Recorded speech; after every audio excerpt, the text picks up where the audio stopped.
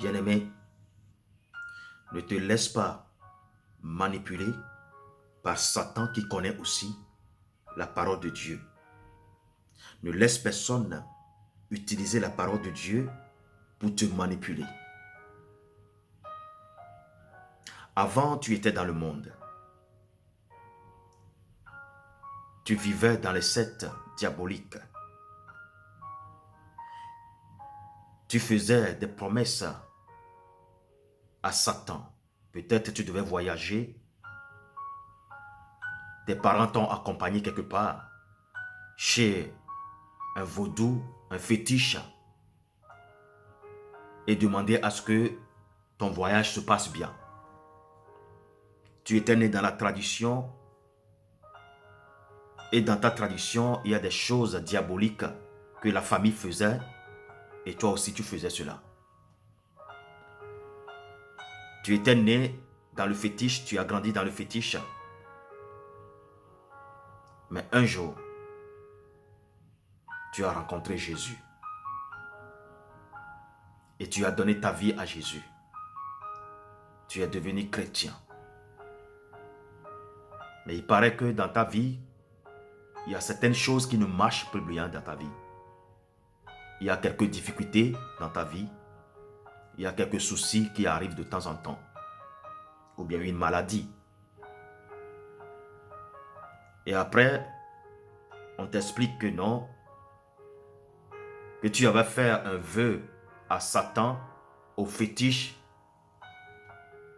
à ton vaudou, ou bien dans le secte que tu étais, tu avais fait un vœu qu'il va falloir que tu y retournes pour régler, pour payer cette dette avant d'avoir la paix. Et ils t'ont expliqué que c'est à cause de ça que tu as certains problèmes, que les choses ne marchent pas dans ta vie. Laisse-moi te dire ceci. Ne te laisse pas manipuler. Depuis que tu as donné ta vie à Jésus, Satan lui-même, il sait qu'il ne peut rien contre toi. Il a tout essayé pour t'avoir. Il a tourné autour de toi comme un lion affamé. Mais il n'arrive pas à t'atteindre parce que le sang de Jésus te protège. Mais comme il est rusé, il va t'envoyer ses ambassadeurs qui vont même aller dans la Bible et prendre ce verset. Luc chapitre 20, verset 25. Donnez à César ce qui appartient à César et à Dieu ce qui appartient à Dieu. Juste pour te dire que c'est la Bible même qui l'a dit.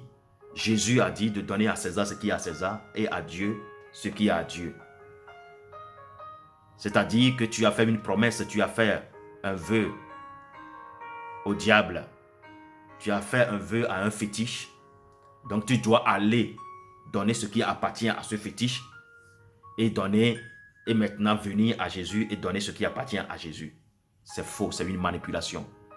C'est un piège. Je vais t'expliquer ce verset. Quand Jésus a dit donner à César ce qui appartient à César, à Dieu ce qui appartient à Dieu, en ce temps-là, ces pharisiens, ces scribes qui voulaient piéger Jésus, mettre Jésus dans un problème politique.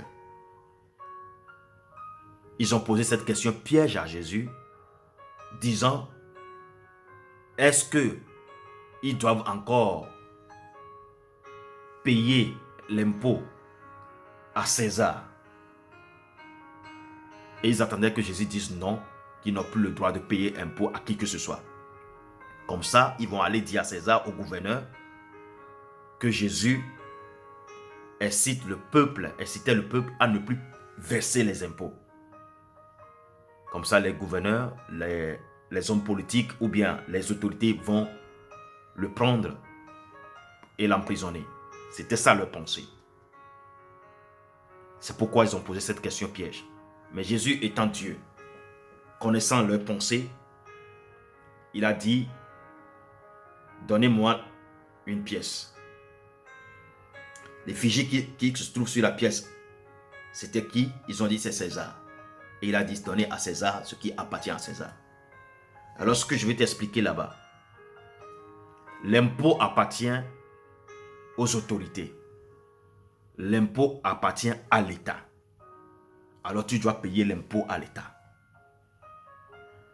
Parce que l'État a sa marque sur l'impôt, sur la pièce. Tu dois payer à l'État, tu dois donner à l'État ce qui appartient à l'État, c'est-à-dire l'impôt. Mais ta vie, la marque qui est sur ta vie, l'effigie qui est sur ta vie, c'est le nom de Jésus. Alors tu as donné, tu as compris cela et tu as donné ta vie à Jésus. Ta vie appartient à Jésus et tu l'as donné à Jésus. Alors tout ce qui concerne ta vie, Jésus a la solution. Alors ne retourne jamais vers ce couvent. Ne retourne jamais vers Satan. Pensez aller régler une dette que tu avais avec lui. Jésus a tout payé sur la croix. Il est écrit dans Romains chapitre 8 verset 1. Maintenant, il n'y a plus de condamnation pour ceux qui sont en Jésus. Tu n'as plus de dette à payer à Satan. Jésus a tout payé. Je te conseille de persévérer dans la foi. Les problèmes, la maladie, les situations, les difficultés que tu traverses, Jésus est au contrôle.